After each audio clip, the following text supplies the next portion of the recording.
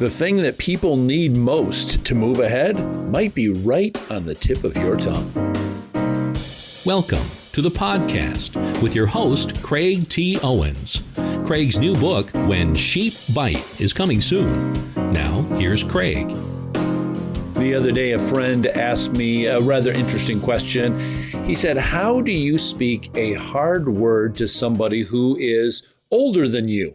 He said, I'm used to speaking to people who are younger than me, but what about somebody who is older?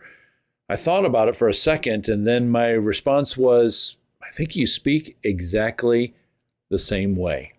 You see, when we're in a relationship with people, we need to be very careful about the words that we speak and the words that we hold back. There are some words that we need to speak, and there's other words that we need to hold back. But I think it all starts with the relationship at the beginning. I don't know who said this phrase originally, but it is true that people don't care how much you know until they know how much you care. One of the ways that we express how we care is through our loving and affirming words, but that doesn't mean that we affirm terrible choices, unhealthy choices that they're making. One of the verses in Proverbs says this, wounds from a friend can be trusted, but an enemy only multiplies kisses. See, what enemies do will just tell you, you're fine. They don't want to address the real issue. Maybe because they say, I don't want to hurt your feelings, or I don't want to risk hurting your feelings. But a true friend will speak the truth to you, even if they know that it might temporarily hurt. You can think about it in a couple of different analogies. Let me give you a couple of medical analogies. First of all, I remember my children when they were little, and I took them into the doctor for a checkup, and they're going to get their first set of immunizations. And I held them because I knew how painful it was going to be. And they screamed when they got poked with that needle. But I knew that what I was doing was giving them a small moment of pain in order to save them from a lifetime of perhaps debilitation because of a disease. It was a momentary piece of pain to save them, to allow them to soar later on in life.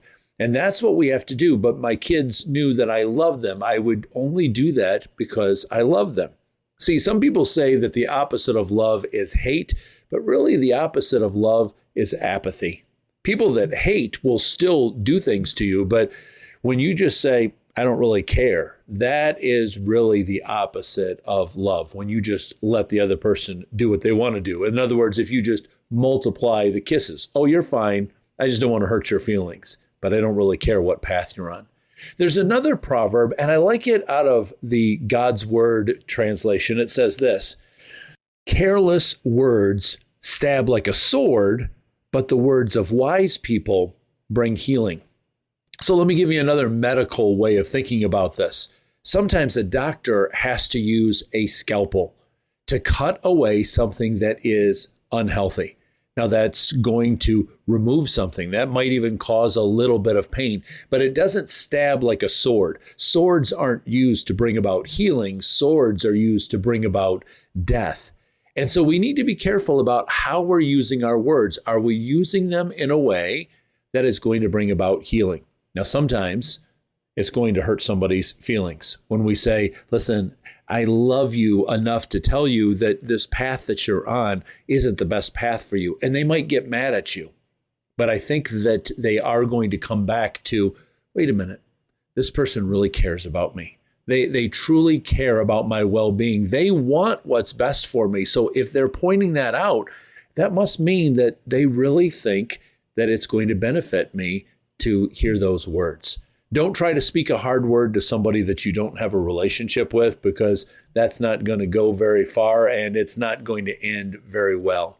But when you have developed a relationship with somebody, when you've been there consistently speaking quality words into their life, when you've showed them how much you truly care about them, then they'll be willing to receive the momentary pain of a true word that they know is a word that's going to help. You know, the other way you can develop that relationship as well is to allow that other person to speak a hard but truthful, loving word to you as well. Don't fly off the handle when they speak that, but you think the same way. You know, this person really cares about me. I'm sure that they're sharing this word because they want me to get better. If you'll receive the words like that, you'll be able to give the words like that. Don't hold back from saying something truthful because you think that it might hurt your friend's feelings. But because you truly love them, speak the truth in love. Craig's new book, When Sheep Bite, is coming soon. To pre-order, go to craigtowens.com.